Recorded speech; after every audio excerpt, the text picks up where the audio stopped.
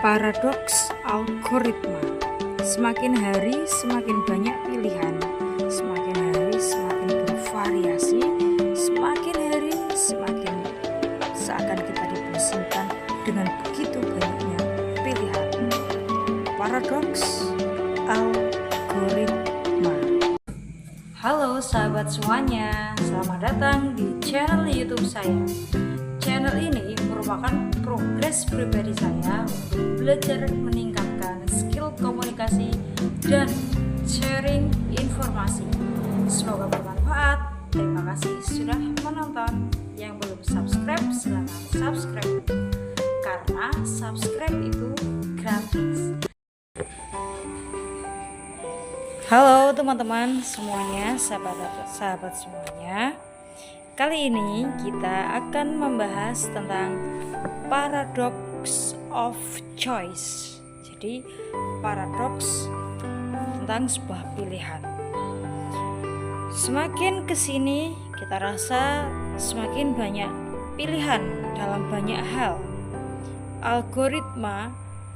Entah algoritma sosial media, algoritma pekerjaan, algoritma pertemanan, algoritma sosial media, even algoritma semesta. Jadi kita merasakan dengan derasnya informasi, dengan semakin canggihnya teknologi, kita rasa semakin banyak, begitu banyak pilihan yang ada, yang terkadang membuat kita seakan dibuat bingung karena saking banyaknya pilihan. Baik di pekerjaan, begitu banyak sekali pekerjaan, variasi pekerjaan yang baru, baik yang hard skill maupun soft skill, baik yang offline maupun yang online. Pilihan tidak hanya pekerjaan, bahkan di lingkup pertemanan pun kita juga dibuat semakin banyak dengan berbagai tipe orang yang ada, berbagai model komunitas yang ada. Begitu banyaknya pilihan sehingga kadang membuat kita bingung, kita harus memilih yang mana. Ada satu yang cukup menjadi perhatian yang harus kita perhatikan, yaitu tentang banyaknya pilihan yang disediakan oleh sosial media. Dan algoritma sosial media itu akan berkontribusi dalam membentuk karakter kita. Lalu apakah salah ketika teknologi itu maju? Apakah salah sosial media itu maju? Apakah salah kita bermain sosial media? Apakah salah kita tahu banyak informasi? Tentunya tidak. Di sini tidak ada yang salah, tidak ada yang benar. Kita tidak menyalahkan satu sama lain karena itu tidak perlu. Tetapi pada intinya, dengan banyaknya pilihan yang ada, yang perlu kita tekankan, yang perlu kita perhatikan, yang perlu kita sadari bahwa semua kendali ada di tangan kita. Jadi segala sesuatu pilihan, begitu banyaknya pilihan itu yang kendalinya itu ada di tangan kita. Jadi kita terkadang kadang kita bingung ya, melihat sosial media begitu banyak informasi bermacam-macam, beraneka ragam, baik di YouTube, Facebook, Instagram, Twitter, dan lain sebagainya, sangat masif dan semakin banyak sekali pilihannya, semakin banyak warna-warninya. Tidak hanya yang fakta, bahkan yang hoax pun juga banyak. Lalu algoritma sosial media itu berkontribusi dalam membentuk karakter kita, karena 24 jam kita tidak bisa menyalahkan zaman ya. Di zaman sekarang 24 jam kita kebanyakan itu dihabiskan di gadget, dihabiskan untuk scroll atau membuka sosial media. Berdasarkan fakta yang ada, data yang ada, rata-rata orang kita menghabiskan 6-8 jam untuk membuka sosial media, yang mana di dalam sosial media itu akan apapun yang ada di dalam sosial media, entah itu plus atau minus, informasi baik atau informasi buruk, itu akan mempengaruhi bagaimana kita berpikir, bagaimana kita mengambil keputusan, bagaimana kita menjalani kehidupan ini, itu berpengaruh dalam kehidupan kita. Nah, paradoks algoritma. Banyaknya pilihan, baik algoritma pekerjaan, algoritma sosial media, algoritma pekerjaan, algoritma pertemanan, bahkan algoritma semesta, algoritma sosial media. Dari sekian banyak tersebut, yang perlu kita ingat adalah semua kendali ada di tangan kita. Sekarang kita akan membahas yang pertama, algoritma sosial media. Dalam bersosial media tentu kita harus bijak, kita harus punya wise dulu, kebijaksanaan dalam bersosial media. Yang kita khawatirkan adalah usia-usia balita, di usia-usia emas, mereka berselancar di sosial media tanpa ada kontrol dari lingkungan sekitar. Itu berbahaya. Untuk kita yang sudah sedikit lebih dewasa, sedikit sudah bisa berpikir daripada anak-anak kecil, harusnya dalam bersosial media kita menjadi sang penentu algoritma. Akan dibawa kemana sosial media kita?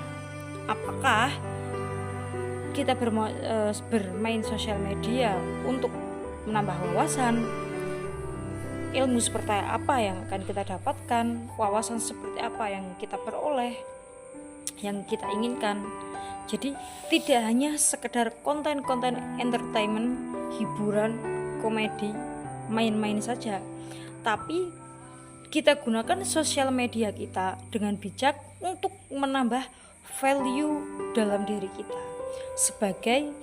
Kita jadikan sosial media sebagai salah satu investasi leher ke atas dan investasi jaringan atau investasi koneksi. Maksudnya bagaimana? Karena kendali ada di tangan kita, kita berhak memilih. Instagram saya ini akan saya isi dengan konten-konten seperti apa. Beranda Instagram saya, beranda TikTok saya, beranda Facebook, beranda YouTube saya akan saya isi dengan informasi seperti apa. Apakah informasi tentang pasar modal, apakah informasi tentang politik, apakah informasi tentang literasi finansial, apakah informasi yang konteksnya hiburan atau komedi atau sinetron atau dracin atau drama Korea dan lain sebagainya. Itu yang menentukan kita. So, kita ajak teman-teman semua untuk bisa lebih bijak dalam bermain sosial media. Menghabiskan waktu nonton podcast, menghabiskan waktu nonton video yang bermutu tidak ada salahnya, karena itu menambah value kita. Lalu apakah kita nggak boleh menikmati hiburan di sosial media? Tentu saja boleh, tapi kita harus kontrol betul. Kita harus penuh dengan kesadaran bahwa kita punya batasan. Saya dalam bersosial media cukup berapa jam per hari atau konten apa yang saya konsumsi. Karena algoritma sosial media itu berkontribusi dalam membentuk pola pikir, cara pandang, dan cara kita berkehidupan di dunia nyata. Walaupun itu sosial media merupakan dunia maya, tapi berkontribusi dalam perjalanan di dunia nyata kita. Kemudian setelah algoritma sosial media, kita juga punya algoritma pertemanan. Banyak pilihan tentunya. Kita, dan kembali lagi, kendali ada di tangan kita.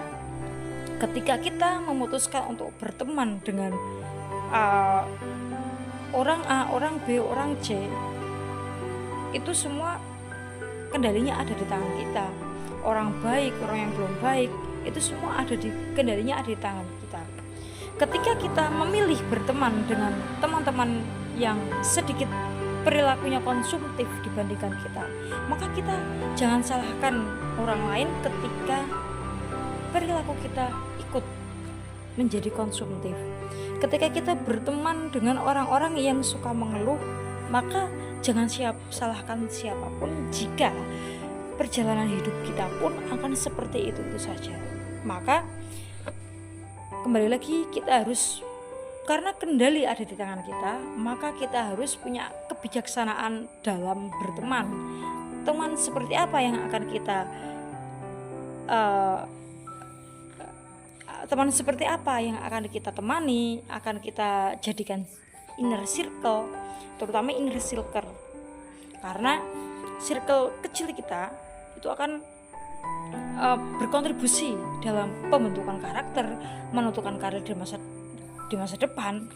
Karena ada kata-kata your network is your network. Jadi pertemanan itu sangat sangat penting. Yang kemudian adalah algoritma pekerjaan kita. Ketika kita berteman dengan orang-orang yang bekerja, misalnya tidak punya etos kerja, maka kita pun akan cenderung mengikuti. Ketika kita berteman dengan orang yang punya etos kerja tinggi, kita pun akan mengikuti, akan ikut dengan gaya mereka. Ketika kita bekerja dengan orang-orang di dunia finance, tentunya cara pandang kita ketika kita berteman dengan teman-teman yang bekerja misalnya sebagai buruh atau pedagang kaki lima, tentunya cara pandangnya pun akan berbeda. Jadi semuanya itu tergantung kendali kita. Kembali lagi, karena kendali ada di tangan kita, maka kita harus punya wise atau kebijaksanaan dalam setiap pilihan yang kita tentukan.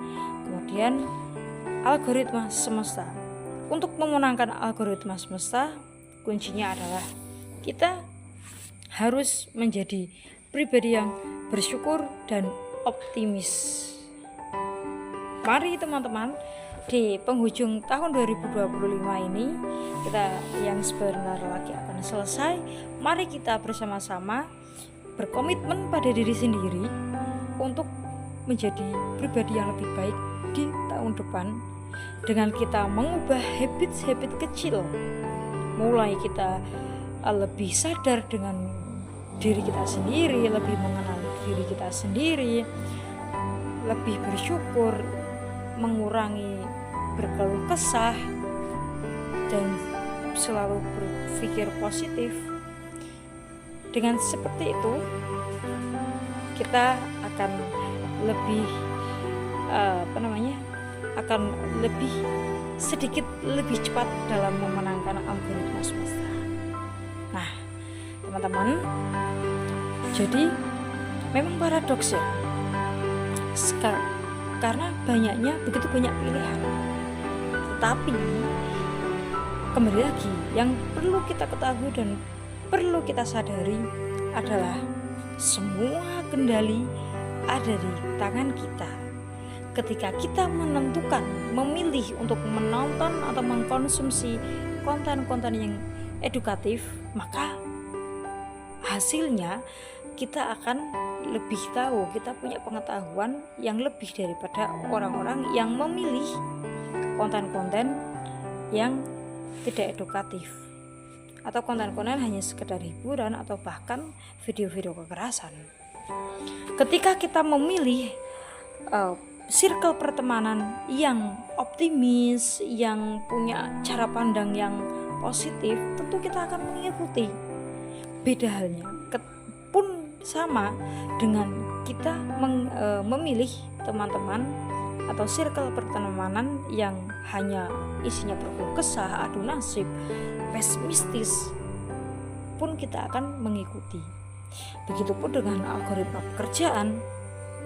Ketika kita bergaul dengan orang-orang yang berkarir, punya karir yang mentereng, yang top tier, maka kita akan punya cara pandang yang sama.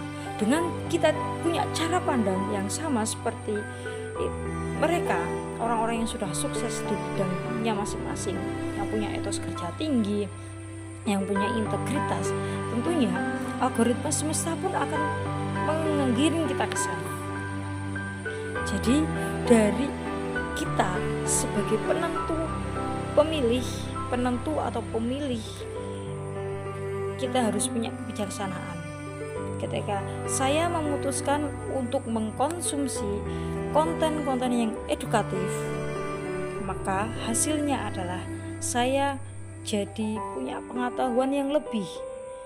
Pengetahuan saya semakin luas terhadap satu hal, dan pertemanan saya juga semakin baik. Hubungan pertemanan saya semakin baik, jangkauan saya semakin luas. Dari jangkauan pertemanan yang baik dan luas akan berpengaruh dalam pekerjaan. Ketika kita darinya yang belum punya pekerjaan, karena kita punya relasi banyak yang positif, tentunya kita akan diajak untuk ke hal-hal positif. Begitupun sebaliknya, dengan kita punya circle algoritma pekerjaan yang baik, maka algoritma semesta pun akan berpihak pada kita dan tentunya membawa kebaikan dan keberlimpahan. Oke teman-teman, terima kasih sudah menonton dan mendengarkan video ini sampai selesai. Semoga ada hal positif dan ada manfaat yang bisa diambil, terutama untuk saya pribadi dan sahabat-sahabat semuanya. See you in next time video. Terima kasih.